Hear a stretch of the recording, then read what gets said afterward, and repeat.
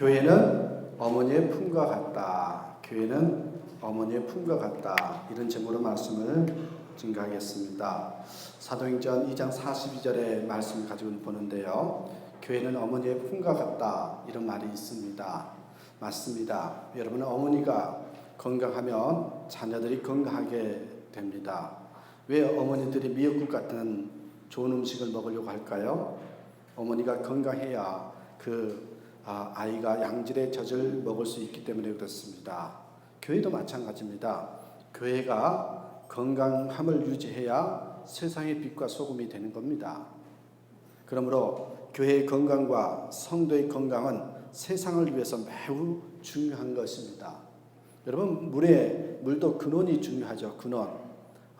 에스겔서 48장에 보면 성전의 물이 문지방이 흘러넘쳐 세상에 죽어가는 모든 것들을 살리더라라는 그런 성경 구절이 있습니다.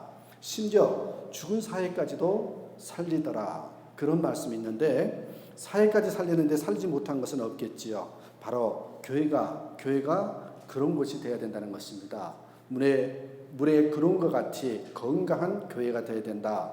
생수의 강이 터져 나오는 것이 바로 교회여야 된다는 것입니다. 그러기에 여러분, 교회의 건강이 사회에 줄 수 있는 최고의 복이다, 이렇게 말할 수 있습니다. 그렇다면 여러분, 교회는 어떻게 건강해질 수 있느냐? 16세기에 르네상스 이 시대에 이태리 조각가 중에 미켈란젤로가 있는데, 그 이야기 중에 아시죠? 그가 만든 다비스상 조각상이 있는데, 이 어떤 사람이 그에게 물었대요. 어떻게 만들었냐고. 그러자 그가 그렇게 대답을 했습니다. 돌덩어리 안에 있는 다윗의 모습과 다른 부분을 전부 깎아버렸더니 이 다비드상이 나왔다고. 쓸모없는 것을 깎아버렸더니 이 다윗상이 나왔다고, 그렇게 얘기를 합니다. 여러분, 교회도 마찬가지입니다. 교회가 아닌 모습을 제거하면 건강한 교회가 나타날 수 있습니다. 저는 그 면보다는 오늘은, 그렇다면 건강한 교회의 모습이 무엇일까? 오늘 본문 한 구절 안에 아주 중요한 세 가지가 담겨져 있죠. 이 한 구절 안에 중요한 세 가지가 담겨져 있는데, 뭡니까? 바른 가르침이 있었다, 바른 교제가 있었다, 바른 기도가 있었다. 이 세 가지를 바른 교회의 3대 표상이다, 이렇게 말을 합니다.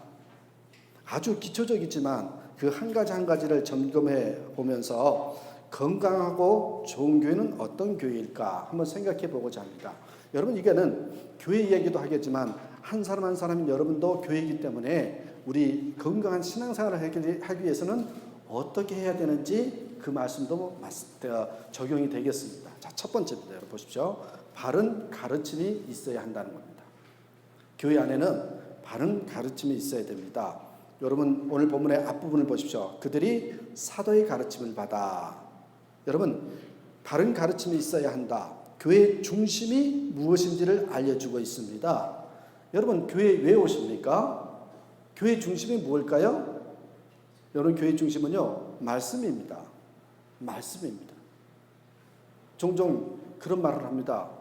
우리 교회는 말씀은 안 좋은데 다른 건 다 좋아. 그럼 말이 안 됩니다. 우리 교회는 말씀이 별론데 음식 하나는 끝내줘. 그럼 식당에 가야 되는 거예요. 그렇죠? 여러분, 교회 중심은요, 어떠한 일이 있어도요, 말씀이 되어야 됩니다. 말씀. 그러기에 여러분, 여기에 바른 가르침이라는 것은요, 말씀, 설교가 중심이 되어야 한다는 겁니다. 왜 교회를 가느냐? 말씀 때문에 가고, 말씀으로 충전받고, 말씀으로 도전받기 위해서, 하나님의 음성을 듣기 위해서 간다. 이래야 된다는 것입니다. 보시겠어요? 디모데전서 3장 15절에 잘못된 앞부분 좀 넘겨보세요. 네. 디모데전서 3장 15절 안 나왔네요. 예, 죄송합니다. 디모데전서 3장 15절 이런 말씀이에요. 이 집은 살아계신 하나님의 교회요, 진리의 기둥과 터니라고. 디모데전서 3장 15절에 이렇게 했습니다. 진리가 선포되고 진리가 온전히 세워질 때 그 교회가 무슨 교회? 온전한 교회라는 겁니다. 예, 그게 디모데전서 3장 15절에 나와 있습니다. 여러분, 이제 이 부분을 잘 들으셔야 됩니다. 우리에게 적용되는 말씀인데요. 말씀이 살아있는 교회가 좋은 교회라는 겁니다. 여러분 다 인정하시죠? 말씀이 살아있는 교회가 좋은 교회입니다. 왜요? 교회는 진리, 말씀이 핵심이기 때문이었습니다. 자, 그렇다면 여러분, 우리에게 적용해 봅시다. 어떤 교회가 나와 맞는 교회일까요? 나와 맞는 교회가 있거든요. 어떤 교회가 나와 맞는 교회일까요? 말씀이 들리는 교회입니다. 말씀이 들리는 교회입니다. 나는 그 교회 갔더니 말씀이 들려지더라. 그러면 여러분과 딱 맞는 교회입니다.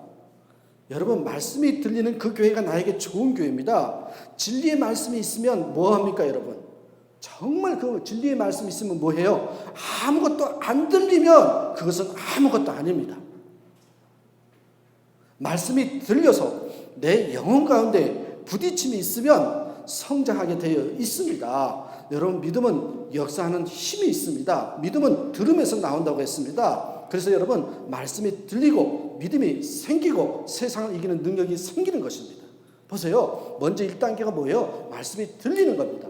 말씀이 들려야 믿음이 생기고요. 믿음이 생기면 세상을 변화시킬 수 있는 겁니다. 그러니까요, 말씀이 들리는 것이 바로 좋은 교회라는 것입니다. 그래서 여러분, 악한 마귀가 쓰는 방법이 뭔지 아십니까? 악한 마귀가 쓰는 방법이요, 말씀을 약화시켜 버립니다. 아니면 말씀이 들리지 않는 곳에서 엉뚱하게 머무르게 합니다. 여러분, 무엇 때문에? 내가 이 교회에서 얼마나 오랫동안 애썼는데, 그런 기득권 때문에. 또 뭐예요? 또 어떻게 새로운 데 가서 적응해. 그 습관 때문에. 또 여러분, 자기 고집 때문에. 이것 때문에 말씀이 들리지 않는 곳인데도요, 머무르는 경우가 있습니다. 여러분, 아마 저는 그렇게 생각합니다. 모든 교회가요, 전 교회가요, 이 성도님들이 말씀의 사역자를 위해서 기도하고 말씀이 들리는 곳에서 신앙생활을 한다면 저는 그런 상상을 해봅니다. 우리 성도들의 교회 영향력은 폭발적일 것입니다. 세상을 뒤흔들어 놓을 것입니다. 저는 그런 생각이 듭니다. 그래서 여러분, 이 사회를 변화시키고도 남을 것이라는 거죠. 왜 그래요? 말씀에는 생명력이 있지 않습니까? 말씀에는 생명력이 있기 때문에 그렇습니다. 그러므로 여러분, 말씀이 들리고 말씀이 살아있는 곳에 있으면 누구든지 강력해지는 겁니다. 마귀는 이것을 무력화시킵니다. 여러분, 오늘 본문에 본 초대교회는 어땠습니까? 초대교회는 말씀이 살아있는 교회였습니다. 가르침이 있다는 것은요, 말씀이 중심의 교회였다는 겁니다. 그런데 여러분, 여기서 하나가 좀 더 우리 다른 각도로 말씀을 좀 보시면요, 초대교회에 가르침이 있었다는 것은 다른 각도로 보면은 초대교회 교인들은요, 배우려는 자세가 있었다는 겁니다. 여러분, 겸손이 중요하죠. 하나님은 겸손한 자를 세우시고 교만한 자를 물리치시죠. 여러분, 겸손이 중요하다고 합니다. 왜 그런지 아십니까? 겸손해야 배우려고 하기 때문에 그렇습니다. 교만이 최고의 악이라고 하죠. 그 이유가 뭔지 아십니까? 교만하면요, 배우지 않으려고 합니다. 배울 것이 없다는 겁니다. 여러분, 교만이라는 것은요, 배우는 것을 방해합니다. 하지만 겸손은요, 배울 수 있게 합니다. 그래서 여러분, 저는 그렇게 봅니다. 그 배움의 자세에 따라, 태도에 따라서요, 저 사람이 겸손한지 교만한지를 알 수 있다라는 거예요. 여러분, 부탁드립니다. 절대로요, 우리는 남을 보고 욕하면 안 돼요. 왜 그런지 아십니까? 욕하면 그 사람을 통해서 배울 수가 없습니다. 여러분, 예를 들면 A라는 교수가 있다고 합시다. A라는 교수가 있는데 그를 욕하면요, 그 교수님이 가지고 있는 것을 절대로 배울 수 없습니다. 욕을 많이 한다는 것은, 그래서 여러분, 저는 그렇게 생각해요. 어떤 사람에 대해서 욕을 많이 한다는 것은 배움의 폭을 좁게 만드는 것이다, 이런 생각이 들어요. 심지어 여러분, 적으로부터 배울 수 있는 것이 있다고 하지 않습니까? 이 초대교회는요, 가르침이 있는 교회였습니다. 뒤집어 말씀드리면요, 배움이 있는 교회였다는 것입니다. 왜 배움이 있었습니까? 겸손함 때문입니다. 여러분, 겸손하면요, 스펀지가 물을 막 이렇게 쭉쭉쭉 빨아들이는 것처럼요, 모든 말씀이라든지 성령님의 인도하심이라든지 모든 걸 쭉쭉쭉쭉 받아들여서요 은혜로운 삶이 되는 겁니다. 그래서 여러분 겸손하면 많은 것을 배울 수 있습니다. 배울 수 없는 사람은 말이 많습니다. 그러므로 때로는 여러분 말없이 기다림이 필요하다는 것입니다. 그렇습니다. 여러분 우리가 사역을 할 때 중요한 거, 또 목회자를 볼 때 중요한 거, 성품 중에서 인격이 중요하다 그러죠. 중요합니다. 우리 사역을 할 때 중요한 것이 인격입니다. 그런데 생각해 보십시오. 인격만 가지고 사역을 할 수 있나요? 인격만 가지고 사역을 할 수 있느냐는 겁니다. 인격만 가지고 가르침과 배움이 가능하냐는 것입니다. 물론 인격은 중요합니다. 하지만 거기 플러스 뭐가 있어야 돼요? 실력도 있어야 됩니다. 인격 플러스 실력이 있어야 됩니다. 예를 들어 여러분 야구 선수가 있다고 합시다. 근데 참 그 선수 인격적이라고. 인격이 너무 좋다고. 근데 하나도 못 쳐요. 그럼 쫓겨나는 거죠.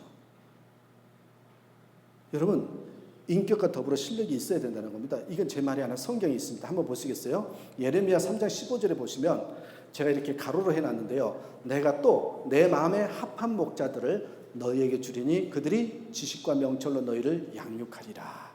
여기에 내 마음에 합한 목자는요 인격입니다. 인격입니다.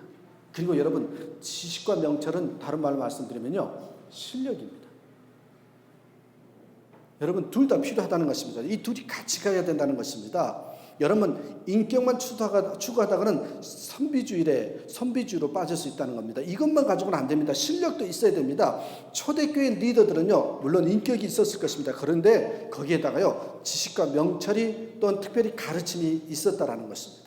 여러분 용서하고 들으셔야 돼요. 이 지식과 명철, 실력을 배제한 사상은요 대중주의랄까요? 민중주의랄까요? 그런 경향이 될 수 있습니다. 저는요 브라질 땅을 섬기면서 기도하면서 정말 저 간절히 선교하면서 기도하는 게 있습니다. 현재 브라질 기독교의 가장 아쉬운 것이 무엇이냐 저한테 물어보면 저도 연구를 많이 했습니다만은 말씀의 부재입니다. 말씀의 부재입니다. 특히 목회자들 중에요 말씀의 부재가 심각합니다.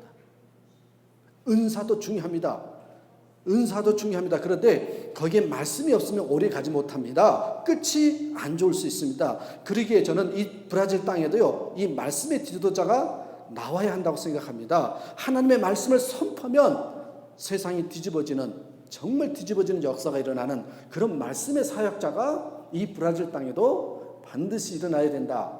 그런 생각에 저는 그렇게 기도하고 있습니다.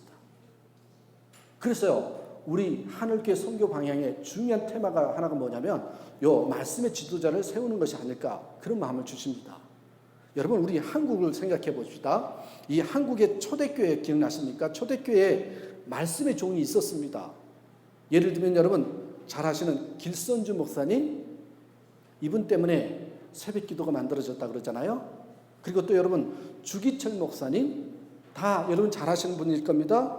이런 분들은요 우리가 보통 그렇게만 알고 있는데요 순교의 종, 이 부흥의 종으로만 기억하는데요 대단한 설교가였습니다. 말씀이 끝내줬습니다. 여러분 주기철 목사님의 일사가고 설교 제목이 일사가고인데요 그 설교를 들으면 대단했습니다. 지금도 은혜가 충만하고 정말 가슴이 뜨거워지는 그런 설교였습니다. 저도 들어봤습니다. 여러분 길선주 목사님은요 또 어떤 분이시냐면 도학이라 그랬잖아요. 이 도를 배우신 분입니다. 도학을 했기 때문에 이 공부 하나면 끝내주는 사람이었습니다. 거기에 성경을 배웠기 때문에 대단한 학자이자 목회자였습니다. 여러분 주기철 목사님은요 또 하나 이 요한복음을 통째로 다 애웠답니다. 하도 설교를 많이 해서. 그리고 길선주 목사님은 여러분 말씀을요 경학이라 그래가지고 아주 치밀하게 접근하신 분이었습니다. 여러분 사경회라고 들어보셨습니까? 사경회 지금도 이 감리교는 아직도 하고 있습니다만은 이 성경을 살핀다. 이 사경회가 바로 여기서 나온 겁니다. 성경 한자 한자를 살핀다는 뜻입니다.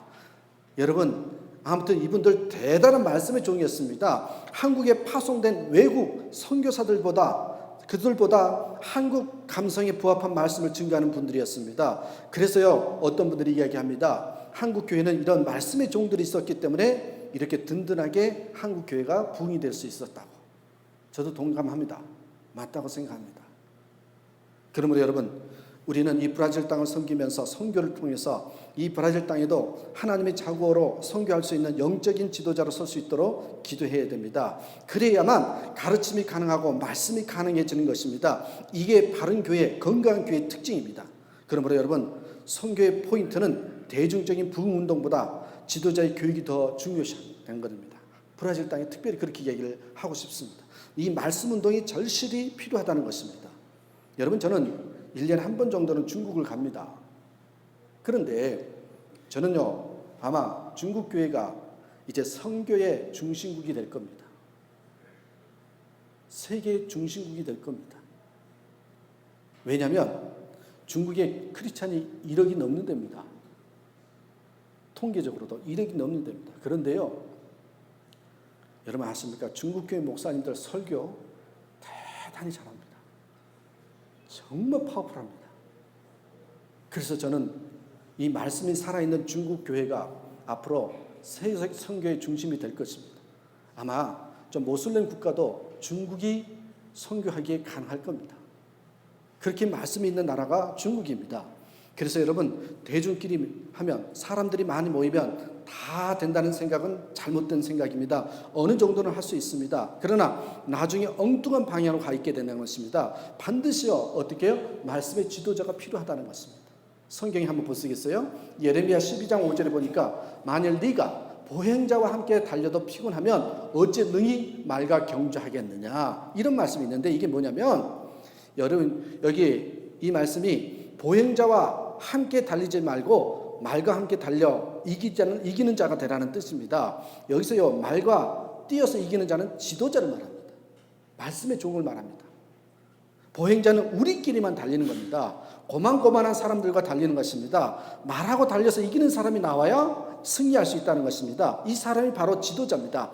대중끼리 모여서 하면 된다, 이 생각은 잘못된 생각입니다. 영적인 지도자, 말씀의 지도자가 절대적으로 필요하다는 것입니다. 결국 그렇습니다. 여러분, 우리는 이런 말씀의 종이 나올 수 있도록 기도해야 되는 것이 우리 선교의 방향이고, 또 이를 통해서만 건강한 교회가 탄생하는 것입니다. 그래서 여러분, 첫 번째로 오늘 부탁을 드립니다. 하늘교회는 바른 가르침과 배움으로 건강한 교회, 건강한 성도가 되길 간절히 축원합니다. 두 번째입니다. 여러분, 바른 교제가 있어야 됩니다. 본문에 보십시오. 서로 교제하고 떡을 떼며, 그렇게 돼 있죠. 서로 교제하며 떡을 떼며. 사람은요, 사회적 존재입니다. 사람을 교제를 통해서 영향을 받습니다. 신앙이라는 것은 독불장군 없습니다. 신앙은요, 교제권입니다. 교제권 부탁드립니다. 그렇기 때문에 우리 믿는 사람끼리 서로 비난하고 손가락질을 해서는 절대 안 됩니다. 조인기 목사님이 어떠니, 무슨 교회가 어떠니, 우리끼리 손가락질하면 큰일 납니다.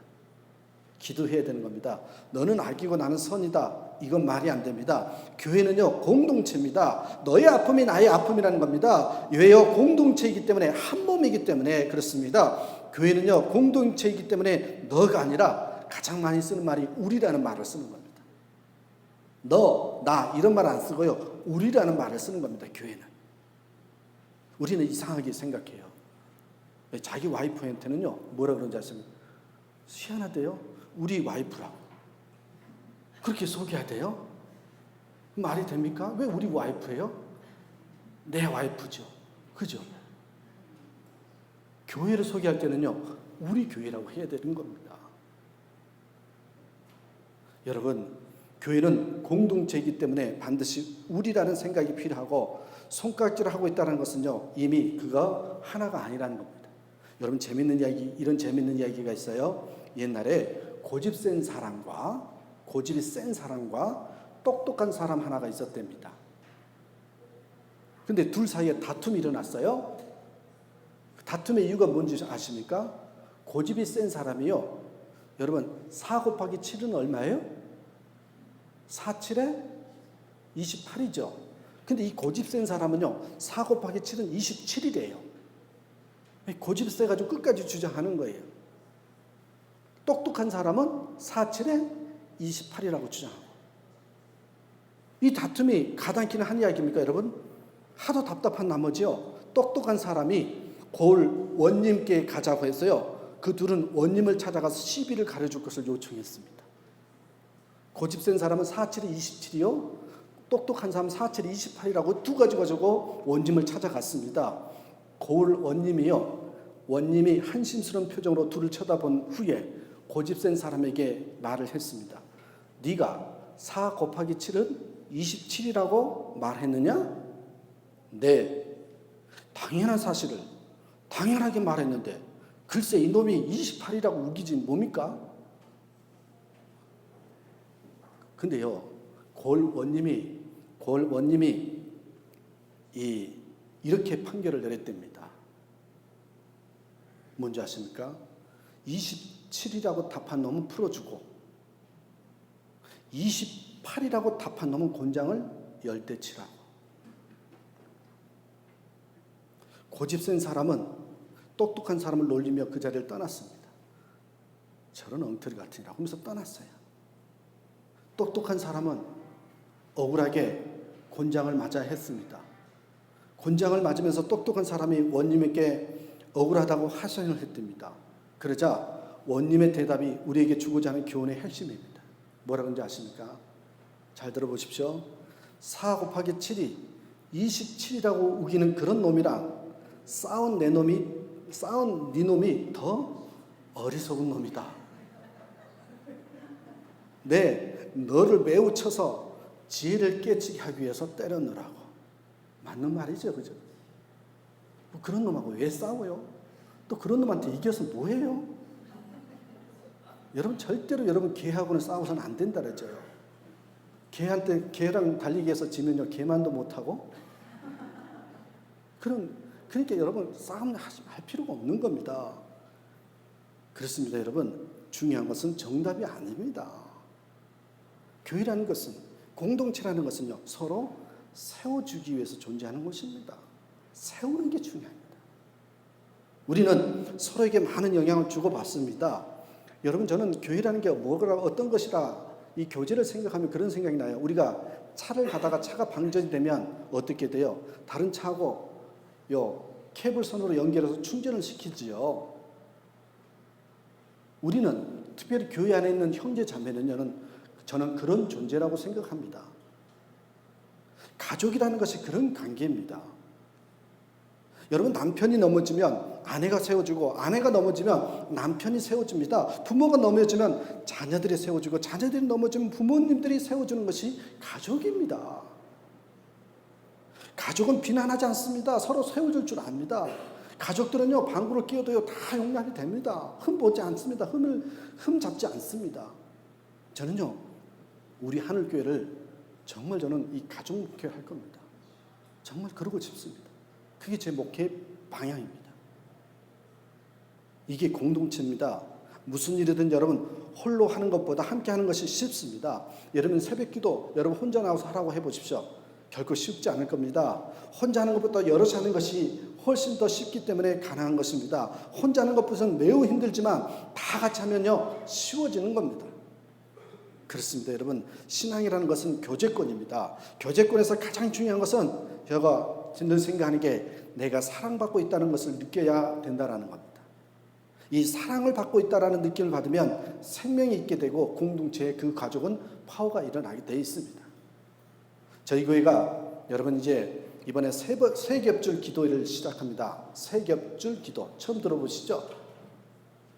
기도 아니면 해결될 수 없는 문제를 우리는 많이 안고 있습니다. 기도는 아무리 강조해도 지나치지 않습니다. 그래서 우리 교회는 이 새벽 기도를 중요시하고 있는데 그런데 이를 더 끈끈하게 연결하는 기도가 더 필요하다고 싶다는 그런 생각이 마음에 들었습니다. 그래서 그 세 겹줄 기도를 하기를 원합니다. 전도서 4장 12절에 보시면 이런 말이 있습니다. 제가 세 번역으로 옮겨놨는데요.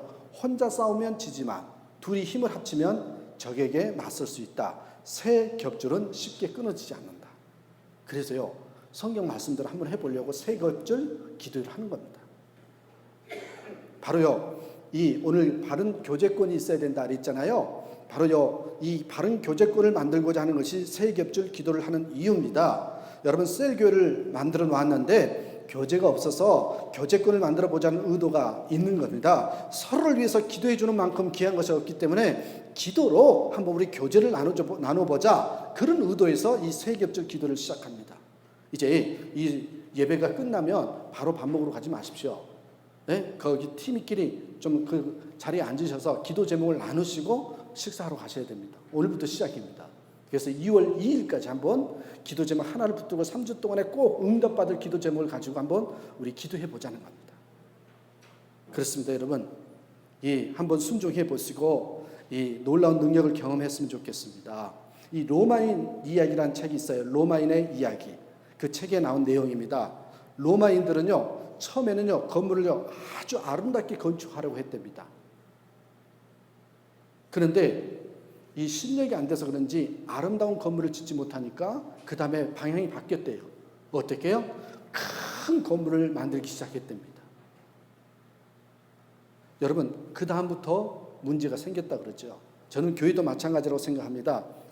교회는요, 성경이 말하는 성령의 열매, 9가지 열매가 있지요. 사실은요, 이 열매를 맺기 위한 것이 신앙생활 아닙니까? 여러분, 주님은 교회를요, 성장시키려고 하지 말라고 하셨습니다. 여러분, 교회의 성장이 주님이 원하시는 열매가 아니라고 하셨습니다. 화려하고 크고 놀라운 사역도 주님이 원하시는 것이 아니라고 하셨습니다. 주님이 원하시는 열매는 성공적인 열매가 아니었습니다. 성경에는 불법을 행하지 않는 것, 하나님의 뜻대로 행하는 것이라고 했습니다. 의롭게 살면서 형제를 사랑하는 것이라고, 이것을 한마디로 말하면 성령의 열매를 맺는 것이라고, 사랑과 희락과 화평과 오래 참음과 자비와 양성과 온유와 충성과 절제였습니다. 여러분, 이런 것들을 열매를 맛보기 위해서 우리는 신앙생활을 하는 겁니다. 교회 존재 이유가 이겁니다. 그런데요, 이것을 이루는 것이 쉽지 않습니다. 그렇죠? 이게 어려우니까 이제 이것을 버리고 크기로 가는 경향이 있다라는 겁니다. 로마가 그랬다라는 겁니다. 우리 교회는 몇천 명이다, 우리 주차장이 넓다, 건물이 크다, 이런 것으로 간 겁니다. 여러분, 크기로 나아가는 것은 그렇게 어렵지 않습니다. 여러분, 성령의 열매가 여러분 맺는 것이 더 어려울까요? 건물을 크게 짓는 것이 더 어려울까요? 여러분, 건물을 크게 짓는 것은요, 돈만 있으면 됩니다. 돈만 있으면 됩니다. 성령의 9가지 열매가 없어도요, 교회는 크게 지을 수 있습니다. 여러분, 크기가 나쁘다는 것을 말하는 것이 아닙니다. 이 아름다움을 포기하고 교회다운 교회를 포기하고 크기로 나아가는 경향이 있다는 것을 잊지 말라는 겁니다. 이렇게 되면 건강한 교회가 될 수 없습니다. 하나님의 뜻을 이루는 교회가 될 수 없다라는 겁니다. 이거를 우리 삶으로 한번 적용해 볼게요. 여러분, 예를 들어 남녀 간의 사랑도 그렇습니다. 남녀 간의 사랑, 진실되고 순수한 사랑의 단계에서는요, 그 단계, 처음에 이 뿌듯한 애틋한 사랑이 있을 때는요, 조그만 초콜릿 하나만 사줘도요, 얼마나 좋은지 모릅니다. 여러분, 그런 연애 해보셨습니까? 도서관에서 시험 기간에 공부하고 있는데 여자친구가 포스트잇에다가 글씨 하나 딱 써가지고 그 뒤에다가 초콜릿 하나 붙여가지고 갖다 줘요. 안 해보셨나 봐요? 그러면요, 아까워서요, 초콜릿을 못 먹어요. 그 애틋한 사랑이 있습니다. 여러분, 금액이 중요한 게 아니라 그 마음이 적지만 너무너무 귀하게 느껴지는 겁니다. 여러분, 바로 그러다가 그것만 생각하다가 시험 망치는 경우도 있잖아요. 그죠? 제 이야기가 절대 아닙니다. 여러분, 이런 애틋한 사랑이 있습니다. 그 조금 부족하고 없을 때는 이런 애틋함이 있더라고요. 좀 가난하면요, 이런 귀함이 있더라고요. 소중함이 있더라고요.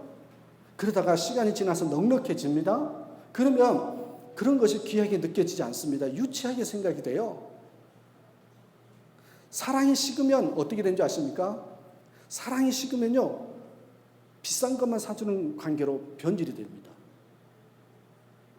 그래서요, 이 명품으로 사랑의 크기를 측정합니다. 명품으로요. 나는 절대 명품을 원하지 않는다고 여자분들이 종종 그러시는데 진짜인지 아닌지 잘 모르겠어요. 근데 여러분, 이 명품의 크기가 사랑의 크기로 측정이 됩니다. 그러다가 끝에 어떻게 된 줄 아십니까? 이렇게 싸우더라고. 제가 이렇게 싸우는 걸 봤어요. 절대 이건 제 이야기가 아닙니다. 남의 이야기입니다. 내가 이렇게 명품을 사줬는데 내 마음도 모르냐고. 그 남자가 그래요? 그러다 여자가 뭐 어떻게 한 줄 아십니까? 가방을 집어 던지면서, 야, 가방이 밥 먹여주냐? 네가 원하는 게, 내가 원하는 게 마음이지 이거냐고. 근데 웃겨요. 사실 가방도 원했거든요. 뭐야? 둘 다 변질이 된 겁니다, 이게. 여러분, 가정도 이렇게 변질이 됩니다. 교회도 이렇게 변질이 된다는 거예요. 여러분, 하나님은 때로는요, 우리에게 부족하고 없는 상태로 이끌으신 것이 꼭 나쁜 것만은 아닙니다. 제가 경험을 해보니까 때로 여러분, 우리에게 없는 상태로 이끌으시는 것이 오히려 더 축복이더라고요. 여러분, 없어야 하나님 앞으로 나와서 기도하게 되기 때문에 그렇습니다. 여러분, 교회 교제의 핵심은요, 가치입니다. 가치. 그 속에 우리의 사랑과 뜨거움이 묻어나야 된다는 것입니다. 작은 것을 소중히 여김으로써 바른 교제권을 가져야 그게 건강한 교회가 된다는 겁니다. 사랑하는 여러분, 그게 바로 건강한 신앙입니다. 저와 여러분, 작은 것을 소중히 여김으로써 바른 교제를 나누는 저와 여러분들 지금 간절히 축원합니다. 하나만 더 보겠습니다. 마지막 세 번째입니다. 오로지 기도하기를 힘쓰니라. 바른 기도가 있어야 됩니다. 바른 기도가. 여러분, 기도가 흘러넘치는 교회가 되어야 한다는 것입니다. 뭐 신앙생활이란 기도생활이라고 해도 과언이 아닙니다. 기도가 흘러넘칠 때 건강한 신앙이 됩니다. 우리 교회의 강력한 엔진은 저는 기도에 있다고 봅니다. 기도여야 됩니다. 저는 분명히 믿습니다. 교회는 머리가 움직이는 것이 아니라 무릎이 움직여야 됩니다. 우리 교회가 그런 교회가 되길 원합니다. 늘 저는 그렇게 생각합니다. 기도 자리에 있는 사람이 진정한 리더이고 영향력 있는 리더이다. 저는 그렇게 믿습니다. 바른 기도가 있어야 합니다. 깊은 기도가 있는 사람이 능력 있는 사람이라는 것입니다. 치과 의사가 그러더만요, 건강한 치아를 가지기 위해서는 하루에 3번씩 3분 동안, 하루에 3분씩 3번은 닦아야 된다고 그렇게 얘기를 하더만요. 저는 이걸 생각하면서 이것을 묵상하면서 생각해 본 적이 있습니다. 오늘날 성도들이 하루에 10분도 기도 안 하는 사람이 생각보다 많더라는 거죠. 여러분, 10분도 기도하지 않고 어떤 능력이 있을까요? 교회가 약해지는 징조는, 능력이 없어지는 징조는 기도의 시간이 줄고 프로그램만 많아지는 것이 됩니다. 교회의 참된 능력은 강력한 기도가 있는 교회라는 것입니다. 저는 아직 많이 부족합니다만은 여러분, 제 기도 제목이 있습니다. 뭐 기도에 대한 설교는 많이 들어보셨으니까 이것만 하고 마칠게요. 저 기도 제목이 있습니다. 여러분도 함께 기도해 주셔야 됩니다. 설교를 준비하면서요, 이 영혼을 만지는 영예적인 설교를 하게 해달라고 저는 기도합니다. 무슨 말이냐? 보시겠어요? 기도에는 두 종류가 있습니다. 죄송합니다. 설교에는 두 종류가 있습니다. 설교. 지성적인 설교가 있고요, 영예적 설교가 있습니다. 무슨 말일까요? 지성과 이성과 감정을 만지는 설교. 이게 지성적인 설교입니다. 또 하나 여러분, 하나 알아두십시다. 영회적 설교가 있습니다. 우리의 영혼을 만지는 설교가 있습니다. 저는 제가 앞으로 이제 설교를 하면, 목회를 하면서 저의 설교는 지성적인 설교도 있어야 되겠지만 영예적 설교도 있기를 간절히 기도합니다. 정말 좀 그랬으면 좋겠어요. 제가 좀 잠깐 설명을 드릴게요. 여러분, 설교의 제왕, 설교의 재앙이라고 부르는 조나단 에드워즈라는 사람이 있습니다. 저는 이분의 책을 너무 좋아합니다.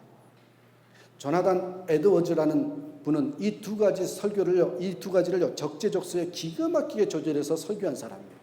그래서 설교의 제왕이라고 합니다. 이 지성적인 설교가 필요할 때는 지성적인 설교를 해주시고, 영예적인 설교가 필요할 때는 영예적인 설교를 했던 분이십니다.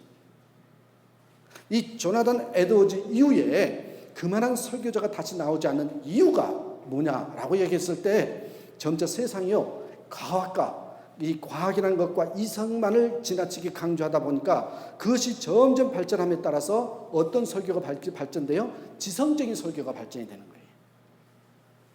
그러면서 이 영예적인 설교가 점점 사라지기 시작했습니다. 여러분, 우리 한국 교회는요, 미국 신학의 영향을 많이 받았거든요. 근데 여러분, 거의 90%가 어떤 분의 책을 보니까 거의 90%가 지성적인 설교랍니다. 그리고 10%가 영예적 설교라고 합니다. 여러분, 미국의 사고방식은 뭐냐면 존재하지 않는 것은 없는 것이다. 이게 과학 아닙니까? 과학적인 견해가 기독교에 그대로 적용이 돼서 성경에 없는 것은 없는 것이다. 그렇게 하면서요, 성경 한 권만 가지고 설교를 합니다. 그런데 그것은 성경적인 생각이 아니고 여러분 아셔야 돼요. 과학적이고 합리적인 생각입니다. 예수님 이후에 수많은 영적 거장들이 흘러내려오는 신앙의 자양분을 공부받지 않고 성경 한 권만으로 설교를 하려고 하니 거의 바닥을 보이는 거지요. 그래서 매번 설교가 박박 바닥 긁는 소리만 내는 것이고 할 말이 없으니까요, 자기 자랑만 하는 거예요. 네. 여러분, 제가 이 교회 역사, 교회사를 전공한 사람인데 역사상 나타난 성인들을 무시하면 안 됩니다. 우리 성인이라 그러잖아요. 그분들을 무시하시면 안 됩니다. 그분들이 쓴 책을요, 굉장히 여러분 중요하게 여기셔야 됩니다. 그분들의 특징이 뭔지 아십니까? 한번 보십시오. 옛날 그 성인들의 이 설교하는 모습들이라든지 또 영성을 보시면요, 하루에 3시간 이상 무릎 꿇고 기도하면서 살았던 분들입니다. 기도가 충만했던 분입니다. 기도를 많이 하셨던 분들. 이야기를 하고 싶었던 거예요. 여러분, 그 정도면 성인들이 경험했던 그 세계를 충분히 경험하고 어떤 설교요? 영혜적 설교를 할 수 있었던 거예요. 여러분, 지성적인 설교는요, 책을 많이 읽으면 되지만 영혜적인 설교는요, 제가 이 성인들의 조사해 본 결과 3시간 이상 하루에 기도하지 않으면요, 영혜적 설교가 나올 수가 없어요.